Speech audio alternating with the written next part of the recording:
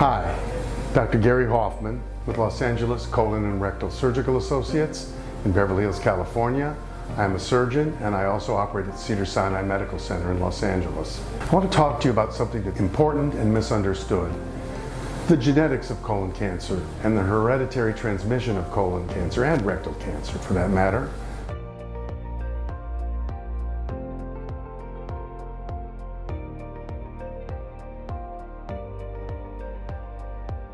Just because somebody in your family has had colon cancer doesn't mean you're at increased risk. In fact, the hereditary form accounts for no more than 3%. So just because one of your parents had colon or rectal cancer doesn't mean you're at increased risk. So what are these genetics? It's a very murky topic for the average person. It's difficult sometimes for people who are even well versed in the topic. We know that colon and rectal cancer, and probably all cancers for that matter, are controlled by our genes. Whether the genes are transmitted to us by hereditary components, or whether something happens in our environment, such as a radiation spot from the sun, something we eat, something we don't eat, something we do or don't do, there's a lot of genetics involved in this.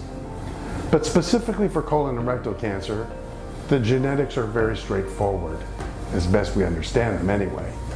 There's a gene called the APC gene, which seems to be mutated in many forms of colon and rectal cancer. It can be thought of as a marker, but unfortunately it's not specific, and it certainly does not mean that you have a hereditary form of the disease. There are two main hereditary forms of the disease that we worry about. One is called familial adenomatous polyposis, and the other is called Lynch syndrome. Both of these are associated with a certain set of genes, and you can find them on your phone or on your desktop computer.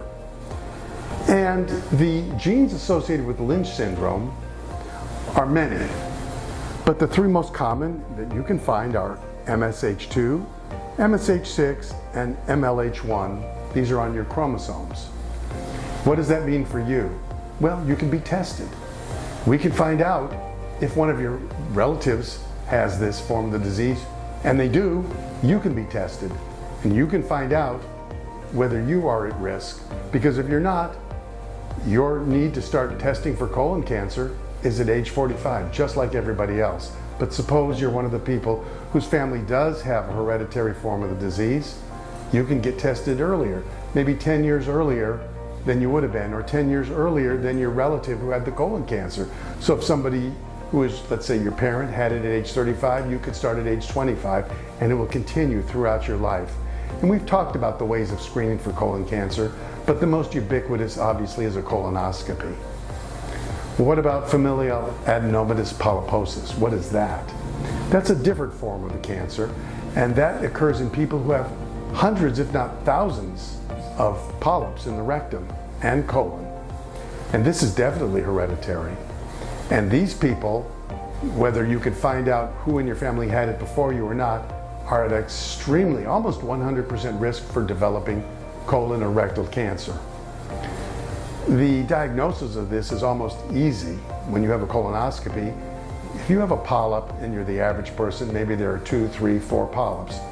We're talking thousands of polyps, almost like a shag carpet. They're everywhere. The diagnosis is pretty straightforward. After doing a biopsy of one of these polyps, blood tests are performed to look at various factors and try to find the gene associated with it, the APC gene. That's another form of hereditary colon cancer, but I want to go back to the beginning. This only occurs in 3% of the population.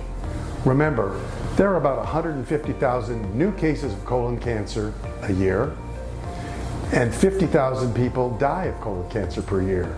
That is compared to a very small number of people who actually have the hereditary form of the disease. So take comfort. Just because someone you know in your family has colon or rectal cancer, that does not mean you're at increased risk. That's where you need to see a specialist, a gastroenterologist or a colorectal surgeon. But a little knowledge goes a long way in helping you live a long, healthy life, and hopefully I'm part of that because you've heard what I've had to say, you got interested, you did some research, and you got tested. Thanks for listening. This is Dr. Gary Hoffman with Los Angeles Colon and Rectal Surgical Associates.